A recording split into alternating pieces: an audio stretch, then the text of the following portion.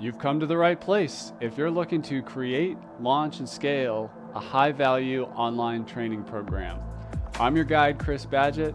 I'm the co-founder of LifterLMS, the most powerful learning management system for WordPress. Stay to the end. I've got something special for you. Enjoy the show. Hello and welcome back to another episode of LMS Cast. We're joined by a special guest. His name is James LePage. You can find him on Twitter or X at James W. LePage. James is a leader in the AI space, particularly in WordPress, and we're going to dive deep on artificial intelligence, WordPress, and specifically around courses and coaching and teaching and things like that. But first, welcome to the show, James. Thank you very much for having me. I'm excited to be here. Awesome, man. I can't wait for this conversation. We met briefly at an event, but it's going to be really cool to dive deep and get into what you've been up to. Tell us about just your journey with WordPress and artificial intelligence, just to lay the groundwork for where you are, what you're doing, and your area of focus. Yeah, I have been involved in WordPress basically since I've grown up. So I've grown up in this industry, and I got started when I was a pretty young teen and working in a kitchen, and realized I didn't like working in a kitchen. There was a chef who was mean to me, threw knives at me. I was like, I don't like this. I needed to go do something else. And that something else ended up being tinkering with WordPress and eventually realizing, hey, this is a really easy thing to break into and get started in. So started building WordPress sites for myself and then neighbors, and started off on page builders, but grew into learning the basics of HTML and then CSS and then JavaScript and PHP. And I think that type of story is something that I've seen a lot of stories similar in the WordPress industry. So I started and grew into a developer, was freelancing for a little bit, ended up making an agency. That agency I ran for a few years. It went from just me as a credibility device to getting a first developer and then a designer and growing into 8 people, doing some pretty big D2C projects specifically on WooCommerce, but also some course websites, which I had mentioned to you. So we have some of that course experience in the background of my mind. Ran the agency for a bit and ended up selling the portfolio in college. In college, I also was studying AI when a lot of AI research was coming out around transformers and Gen AI and things like that. And then left WordPress for a bit, did a venture-backed startup. I was the technical co-founder. It was called Share Club, based in New York City. And that was a big idea that didn't work out. So after it didn't work out, trying to figure out what I wanted to do. And it was like, do I go back to the agency world? Do I go try to break into Fang and the more traditional software development?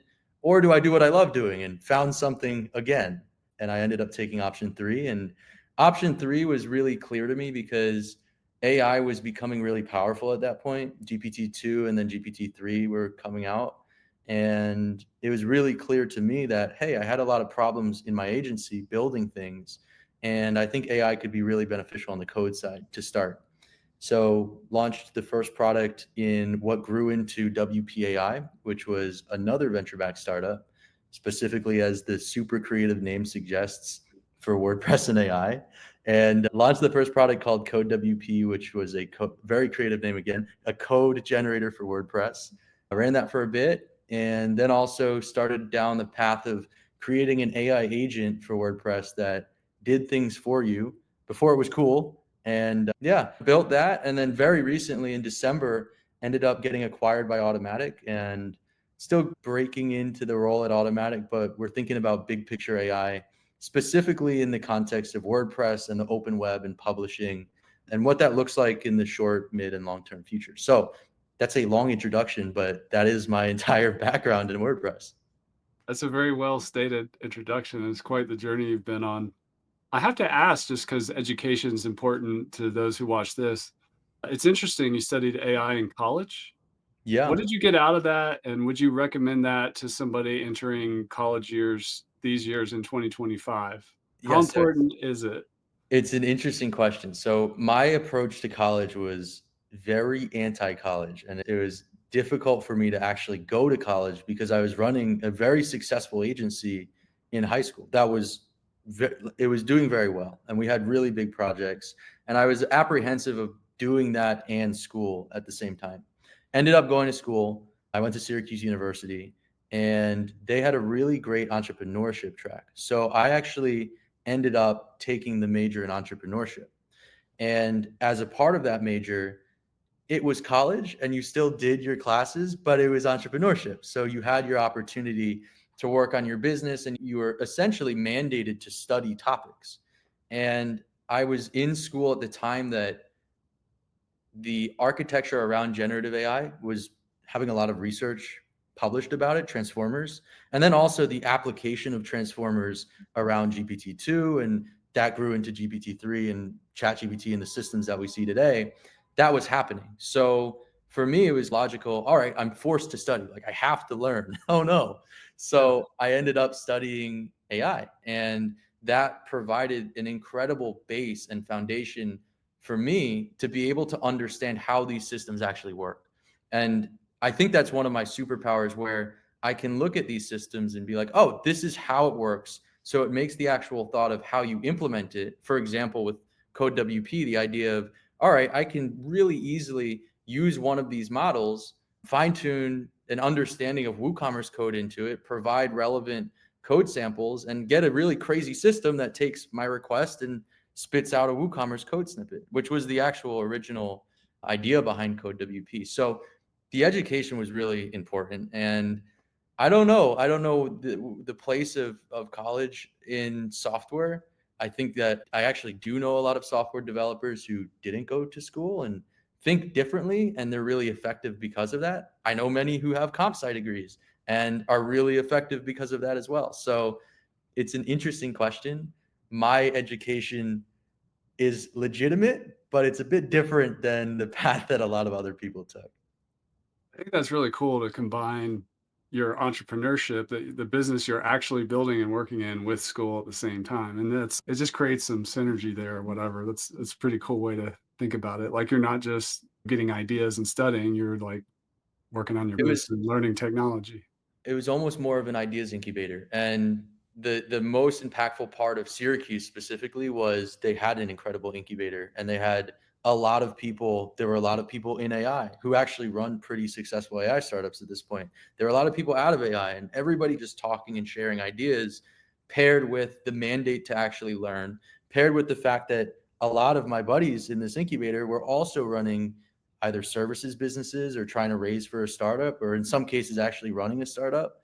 And that ecosystem and environment was really helpful. So I actually would hope that education goes that way in the future, especially as we see more impact with AI. And there's a whole nother podcast to do on AI and education, but I think that moving towards that collaborative environment is really helpful. And I actually see a lot of parallels with the course industry. So I'm sure we can touch back on that in the future.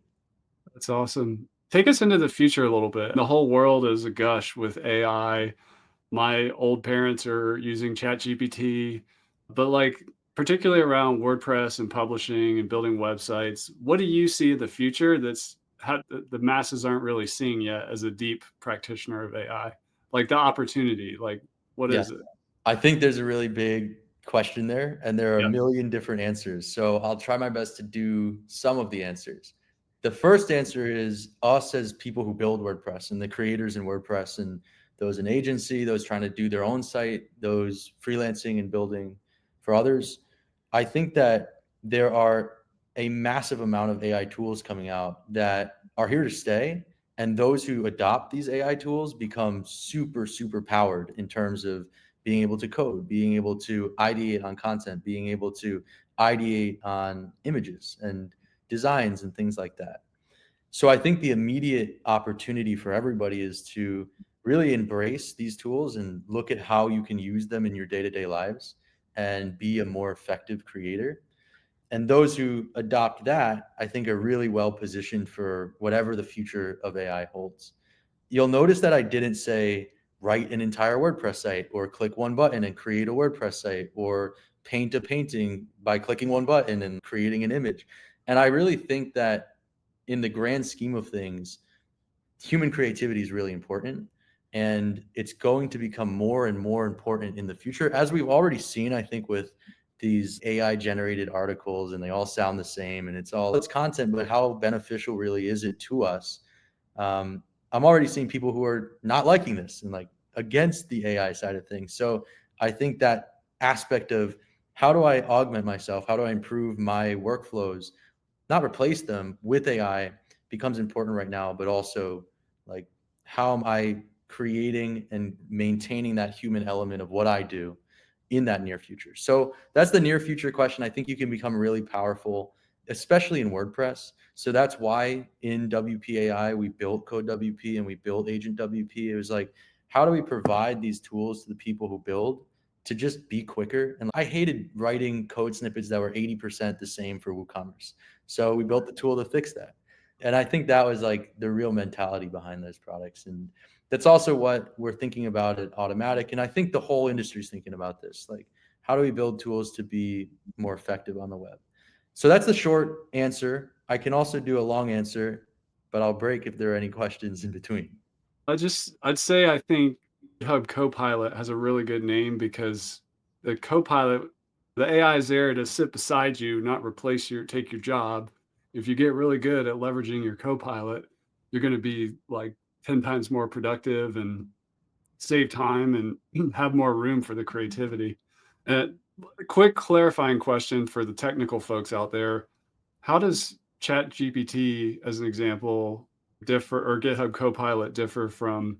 CodeWP started as this single turn prompt tool that you could say, I want this functionality for my site, and it would do its best to generate a single code snippet that you would install into Functions PHP or like a plugin like Code Snippets to extend this little functionality. So a good example is that in WooCommerce, you have a WooCommerce subscriptions plugin, and you want to add this like additional subscription term. I think it comes with 12 or 24 months, and I want 36 months. And if I wanted to code that, I could go on Stack Overflow. I could go on the WooCommerce docs. I can look through like the actual setup for this, but it's simple enough. And we can put it into this AI system and have this system output a really good piece of code for that specific functionality. And that was the origin of Code WP. And it went through a few iterations. We ended up selling as we were working on the third iteration, but it really started growing more and more into an IDE where you would be conversationally working with this development environment and creating multiple files. It wasn't just a PHP code snippet. Now it could create a PHP primary file for a plugin and then generate the JavaScript and the CSS and enqueue those and create like a little functionality plugin. And that's what it was really good at. It wasn't anything to go and create the next LifterLMS with one button or Gravity Forms or whatever it was. And I don't think we'll ever have systems that really do that. But it was one of those things where it's okay, I need this functionality for a client and I know what I need to do. I just don't know how to do it exactly. So I'm going to have this tool do it for me. And we saw a lot of people love it. It was awesome to ride that wave of growth and appreciation as everything else was happening. So that product was launched a week before ChatGPT. So we just rode the wave on the WordPress side of things, which was awesome. And that also allowed us to do a lot of real discovery of what people wanted in terms of AI for WordPress, where people were asking like, hey, Code WP, can you go and help me do a performance scan or a security scan or tell me why this page is blank and white? I have no idea. And that led to the second product, Agent WP, which was this thing in WordPress. And it was like, okay, if we have this agent in WordPress and we can give it access to the file system in a safe way and the ability to run and execute code in a safe way, then at some point this thing can read your error logs and tell you why this page is white and sit beside you as that co-pilot and do things for you, but also use what WordPress has to offer, which is this framework for data and functionality basically, and help you do really anything. So that was actually the motto, is do anything WordPress. And got pretty far along on that and then ended up at Automatic, and we're keeping that mentality of what can we do with AI and WordPress in a way that makes sense for the users of our awesome CMS. So that's what we're thinking about now. How do you think about that across different types of users, like the developers, the power users, the first time user? It seems challenging to make everybody happy, but maybe I'm not thinking about it the same way. Or maybe one segment you got to focus on first or whatever. It's interesting because there are a lot of approaches that you have when it comes to AI and WordPress because you have so many of these little user groups. And one approach is AI is fairly robust, and you can build a pretty robust system that you can scale it up and down in terms of complexity and what it can do and what it has access to. So for the really basic first time user who just needs to know how to change their homepage to home from the blogs page, it can just say, hey, go click this link and it will bring you to the relevant settings page. And it will say, here's the settings page. And when you do this will happen. But for the developer, it can identify, oh, this is a question that is not as simple as moving to a new page. This is a question that requires code. So I'm going to go and use that functionality that's been built into the system to go and generate relevant code. So that's one approach where you have a super generic system that adapts to the user base. Another approach is using user interface to silo different products. So for example, CodeWP, it's up and there's always going to be a reference of what the CodeWP product was because I'm really proud of what we had built. Same with Agent WP. CodeWP was million buttons, a million options, a code editor front and center, like really built for a developer, built for somebody who is ready to develop. And it was an AI product and it was still a conversational AI product, but that was built in a way where you had this tool bench to go and work on. And the agent was built with a single text input and it handled everything under the surface. And it was all using actually, it was using a lot of the same shared models and data infrastructure between our two products, but it was packaged in a way where it made it a lot easier for one group who was less technical and one group who was super technical to go and make it happen. Those two approaches, I think, each have their merits. And I don't really have a clear answer because we've done both at this point. So it's an interesting thing to think about. We paused after talking about the near term. What do you see further out with AI and WordPress? I think it makes WordPress really important. So I think WordPress ends up becoming this, and I mentioned this before. So there's a mantra in Automatic and throughout WordPress is the operating system for the open web. And I always looked at that and I was like, I don't know, like I build websites with this. But I think that becomes much more true as these AI systems and AI content and everything starts taking hold. And I think the place WordPress has, and this is a way that you can build sites in the near term, but in the long term, this is a way that you manage all of your personal content, all of your writing, all of your videos, all of your images. And it can surface as a website, but it can also surface as a source for maybe a voice assistant coming from some speaker somewhere or some AR, VR experience or whatever else AI pushes the interaction model towards. So the WordPress product becomes super important because you need a way to manage all your stuff. You also in the midterm still need a way to manage your functionality, and maybe you still want a website. I'm not saying websites are going anywhere. I love websites. You still need that underlying system to make it all happen. There aren't too many underlying systems that are open source that power 42% of the internet already and are built for headless with a great API with extensibility like WordPress. So I think it has a really big place as that operating system / framework for the web as the internet does change, because I think it will. I think what will remain constant, which is what we started on, is the human element. There's always going to be the need for human created thoughts, human created ideas, images. It's actually probably going to be way more important. And I'm hoping that at some point there's going to be a standard, maybe at the browser level or the OS level, to verify this image was taken with an iPhone. This content was written by James himself, and there's the stamp. So we know. And you can repurpose the content however you want. You can present it as a website. You can present it as an AI bot, whatever. But the actual content and the way you manage it and the way you handle it will be really important. And I think the human bit will be the most important. I like that. It's like a much bigger vision of what a content management system means. Like that content is not just images and text on a screen on a web page, right? It could go a lot of places for the human. They Yeah. need a central place to manage their human created content Yeah. and maybe some AI generated content as well. That's really cool. Let's turn the focus to the somebody who's trying to teach online. Let's say they want to make an online course and make money selling that through the internet all over the world. Maybe they have a coaching aspect where they do Zoom calls, or maybe that's an upsell or whatever. Um, how can course creators leverage AI these days, and where do you see the industry going for the e-learning website powered by WordPress? Yeah, I think probably the most important first thing is that I probably wouldn't try to make a course with AI. I would lean on the human element. The reason why you're making a course, because you're the expert in your domain and you want to provide that knowledge to other people, be it for free or for profit or whatever it is. So focusing on that aspect of the human bit is the first step, I'd say. It's probably really, I haven't created a course. I actually always thought about creating courses, but never ended up doing it. And I'd probably be pretty tempted to use a lot of AI to make my stuff. And I think that the general trend of where everything's going is people are picking up on AI created content. And when they do, they really don't like it. So in a specific scenario. So one of those scenarios would probably be education.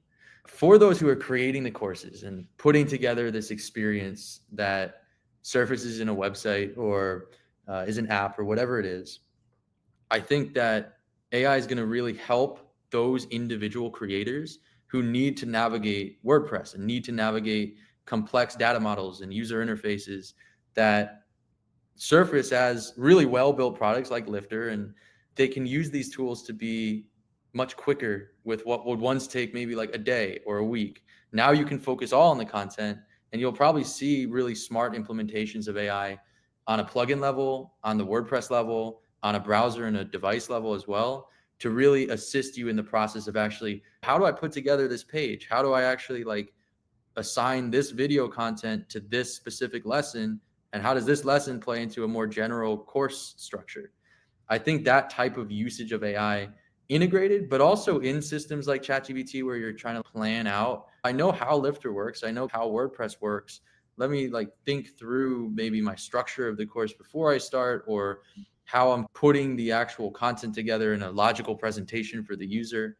I think those are immediate things that we can do. And in the near future, there's going to be a lot of tools around, let's make it easier for you to create this website and create this experience and get this content out to people. And then I think in the longer term, AI is going to modify and merge, and you can probably use AI in the context of education where you have all of this knowledge and you want to make it really easy for somebody to access that knowledge. And there's always the place for this structured style of education, but sitting next to that structured style of written content or videos, there could be an assistant, and it could be answering questions in real time, maybe anchored to the video, providing that perplexity style search where you're looking through things and it's like, oh, James wrote about this in a community aspect of his course, or James had a lesson about this and here's what he had to say. So I think that type of generative aspect of AI is going to be pretty helpful in the mid future. And then again, like as the interaction model with technology in its whole starts to change, the human aspect, especially like the video stuff, like I'm just speaking to you person to person. Here's what I know. Here's what you want to know. I think that's going to be really important as well. The concept of education online and the course online honestly probably won't be that disrupted by AI. I'm going to, like I said, I'm going to be looking for people created content, and hopefully there's like actual verification. James actually made this, to be able to have that experience. Can you talk us technically through this concept of an AI assistant for the student or an AI tutor? A course should work for everybody, but it should also work in challenging circumstances. And as we all know, in a classroom, some people are doing better, some people are doing average, some people are really getting stuck. How would an AI tutor work? It's essentially trained on all the content, and the student could be like, hey, I'm stuck on this part of what James said over here. Tell us about how an AI tutoring system would work technically. I think that there's a lot to think about. First, the system itself. So, a course, you could look at a course like just a repository of data. This is a lot of Structured content, information. right? Yes. Like I put together all of these lessons, and they're the written lesson plans, and maybe like quizzes and courses, or quizzes and videos. And all of this results in the user purchasing this to fulfill their goal of learning this specific topic. And when you think about it like a whole bunch of data, structured data, Then you can think about, okay, what does AI need to be really good? What does it need to answer the right questions? And if you go and ask ChatGPT, and it's gotten way better over the years, but if you go and ask this thing a super complex question with no access to the web, no access to anything, maybe it will answer it on a surface level. It's not going to answer it in a super detailed level. It's not going to answer it in a super personalized level. And worst case, it's actually going to answer it and it's going to be wrong and it's going to hallucinate this response. And now me as the student is going to be like, oh, like I know this crazy formula and it's completely wrong. And I think where you can implement this AI tutor in the context of a course is this tutor can draw on the information that the course has to offer. And instead of, you can use it as this like artificial intelligence, or you can use it as a really powerful search tool that can present information in a personalized way to the user.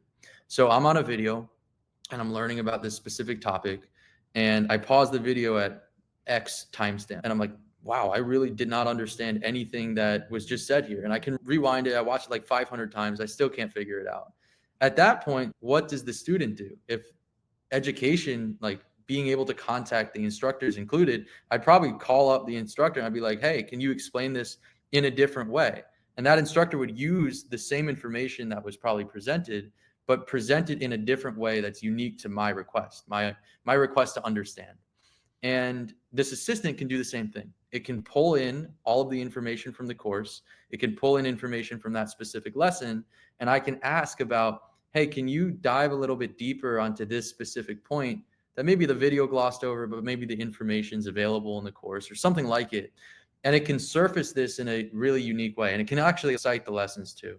So I see the interfaces like, let's have this thing like a co-pilot sit beside you and be available to answer these questions, be available to repurpose the human content and cite the sources. So we know that this is a relevant and accurate answer, but it's an answer structured in a way that best matches your question. And I think that's a really powerful education device because you basically have that on-demand answering aspect of the instructor, and the instructor always has the position in the education of, hey, like I need to really understand what this user is. I'm the subject matter expert.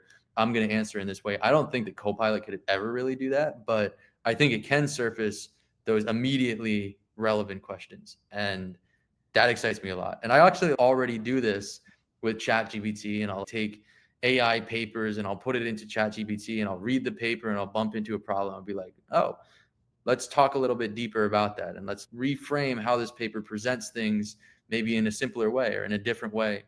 And that style of education paired with AIs is really helpful to me. Based on what you're saying, it gives me even more excitement about WordPress in terms of being a educational content management system. So if a teacher's old school and has like folders of paper lesson plans or whatever, their content is not digitized. But the more people have their content digitized in videos, in courses or whatever, it could be off in Google Docs and other tools outside of WordPress. But it's making sure that as a teacher of the future that your content is managed and accessible by AI is really important, and WordPress is going to play a significant role in that, I think. Absolutely. And that's a lot of what I'm thinking about and focused on at Automatic, but also as a community member and somebody who's been with WordPress and AI since the start of all this generative stuff. It's like, how do we make WordPress an easier way to take what you have and then surface it in a website? Like, how do we make building websites easier? Because that's the purpose of a website. How do I present myself digitally? But then in the mid future, like, how do we get the right content for the right context and then present it to a user in a unique way? And circling back to what you said about the education and maybe these professors or teachers have all of these like written documents and these crazy things. I think that WordPress paired with AI can help the digitization process and help classify and tag and categorize this information and make it more accessible to users. So you don't really have to take the super long process of, oh, I have all these paper notes, I have to go through them and type them out. I don't want to do that. So that's a really interesting thought about how you make information more accessible. And then also another interesting thought is, say you have this educational system and you have 50 students and they all read and look through your course, and there are a lot of questions that arise from it. And how do you make this educational system better for users in the future and for students in the future. You can have an FAQ where they append information onto, maybe as a new video, like, hey, here's some common questions that popped up from the first cohort. In this style of system, the teacher can go and answer these questions, and now these questions are relevant and available to an AI assistant or however else you're choosing to present information. They can also like scribble notes. Like if you have WordPress as this content management system and you have it integrated with AI, maybe I draw a diagram to better show the user or the student a specific concept. And now that diagram is always available to the user and can be used as the AI to refer to or maybe make a diagram of its own to try and answer the question. So you have this ever growing collection of knowledge, and that becomes really powerful. And it's a different way of presenting education, but it all comes back to you need the expert behind all of this stuff. And it's just how are you presenting content that comes from the expert to the actual end user. Speaking of subject matter experts, some folks don't really understand AI agents yet. So how would like a course creator, first, what is an AI agent? Second, like how would a course creator leverage an AI agent either for education or just for their business? Like the thing that pops in my mind is if I build a course that targets a very specific type of person, I would love to set an AI agent loose to go find all of my ideal students and send them this personalized email and invite them to my free training and see if they'll be a fit for the paid course or whatever. But Yeah. tell us, let's riff a little bit on AI agents. This episode of LMS Cast is brought to you by Pop-Up Maker, the most powerful, trusted pop-up solution for WordPress. Whether you're selling online courses or memberships, Pop-Up Maker helps you grow your email list, boost sales conversions, and engage your visitors with highly customizable pop-ups. Imagine creating custom opt-ins, announcements, and promotions that actually convert. I personally use Pop-Up Maker on my LifterLMS websites for lead magnet opt-ins, cart abandonment, upsells, downsells, and guiding users to helpful content. Pop-Up Maker is an essential tool for growing my email list and making more money online through my website.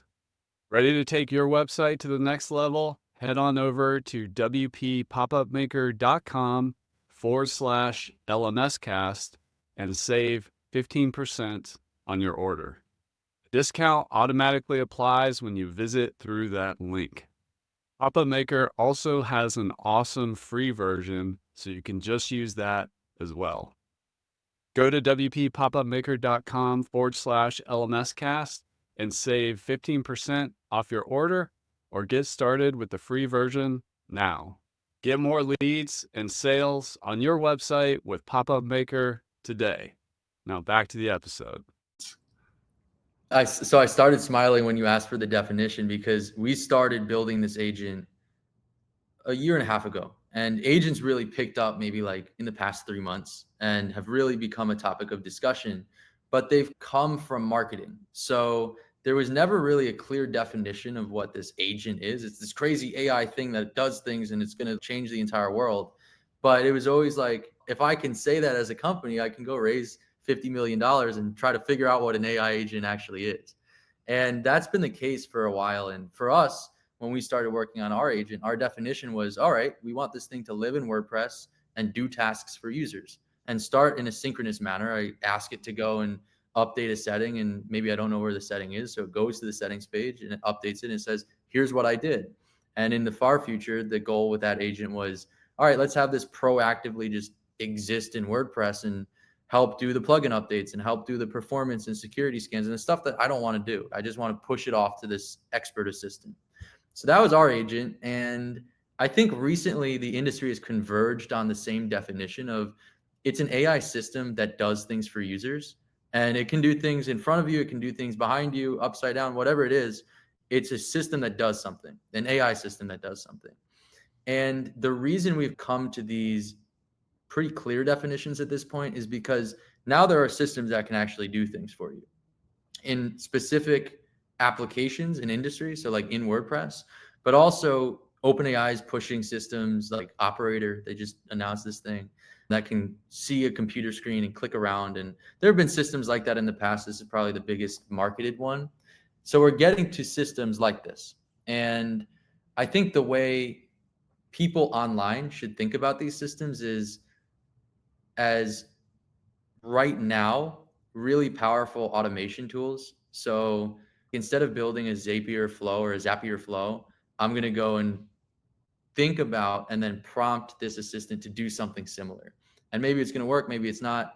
The thing with the Operator product is the web is a wild place that is made of many different frameworks and sometimes accessible, sometimes not. So computers have problems with the web as people do. So it's not the most stable right now, but at some point you're going to have these things that do things for you. So you can automate away a lot of the busy work. You can, in the context of education, maybe I'm trying to do research for a new lesson that I want to push out. I can have this go and probably pull in maybe 100 relevant articles and maybe pre-scan them and say, here's why I think that this paper is relevant to your AI course. And obviously not have the thing read the paper for me. I don't think it's going to be good at that, but classifying and categorizing and then helping me go and say, all right, I should read this paper to make this lesson. That's probably the way that style of like general agent is going to be really impactful. I think in the context of WordPress, I know in the context of WordPress, we're working on things that can make the annoying parts of WordPress easier. So the maintenance, the updates, the security, actually using WordPress. Like, how do you make that experience better so people can focus on what they're good at? Like course creation or website creation or selling physical products or running my bakery, which I need my WordPress site to go and link off to. So that's probably high level how I look at agents. It's really fluid. It's something that there's a lot of like grandiose ideas of we're going to have like swarms of agents talking to agents and the agents will do agent things. And then eventually it'll tell the human that it just bought a car for a super great. Like maybe we'll have that, maybe we won't. My main thought about agents is there are probably some immediate automation benefits. There are probably some really fun industry specific applications. And it's probably something that in the concept of an AI that does stuff for you, you should probably watch. But I don't know if we're going to have like swarms of agents buying cars and piloting Tesla robots anytime soon. Who knows? We'll see. What do you think about like a website builder who's not a developer and they start getting more ability to create custom code using AI tools or doing it in future WordPress tools? How do you like the human is also still needed? For example, you could build a whole app without being a developer and now you have an app. But what if it breaks? What if there's security problems? Like, how should people think about using AI to code without having a human coder around?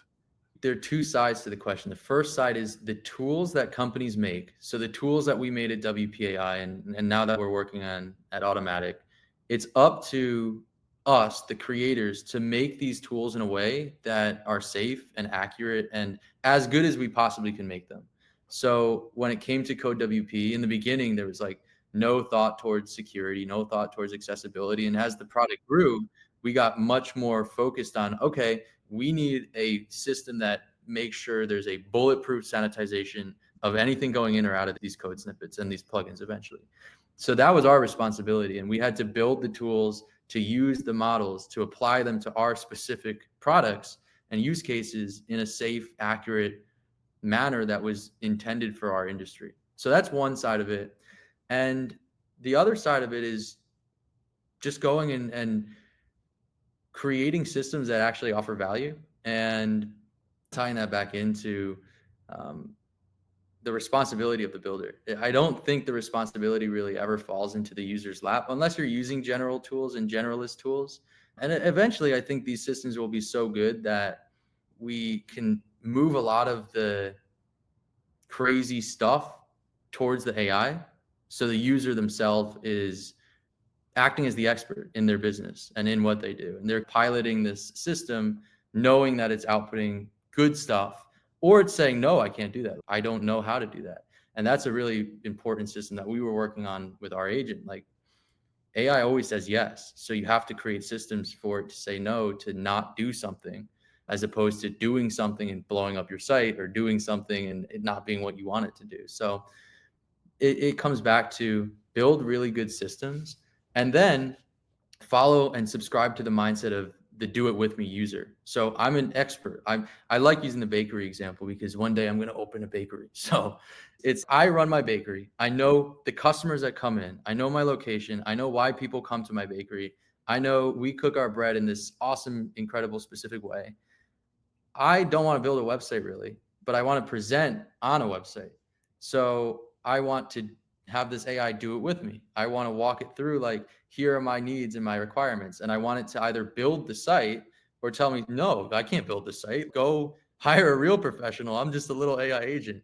So when you build good AI systems that know their limits and are really accurate, and you have the do it with me style user, I think that opens up the accessibility to a lot of people that would never create websites or pay people to create websites anyway.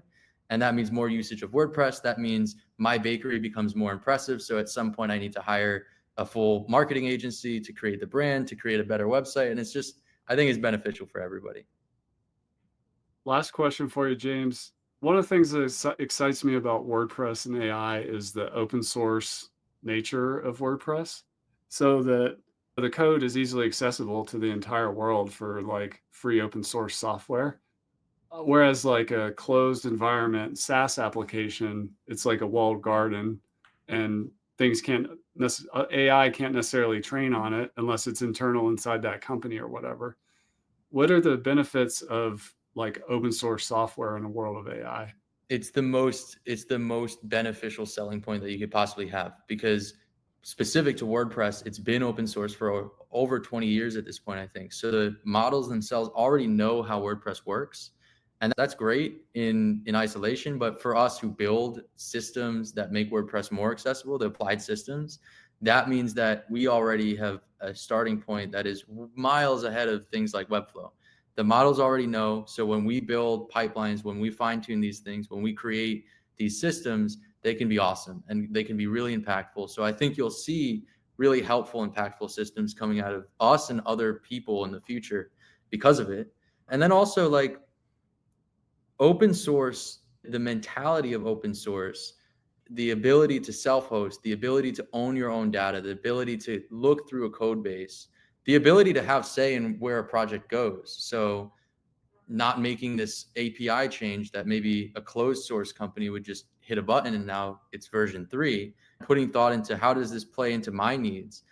That's what WordPress is all about. And I think that idea going into AI and how AI impacts the open web, and WordPress running 42% plus of the open web, that's the most impactful, most powerful thing ever. I could be building AI at any company doing anything. And I think that WordPress is really powerful. And that's why I choose to build in WordPress. That's why I started the AI startup in WordPress. That's why I'm at Automatic now. I think that's everything. So I think that's a good closer, because I love WordPress. I think it being open source is incredibly beneficial in the AI sense. And there's a lot of opportunity in terms of the human element of content creation, putting it into this open source CMS, adapting with the changes that AI will bring, and moving into a glass half full and an exciting future as opposed to something else. Awesome.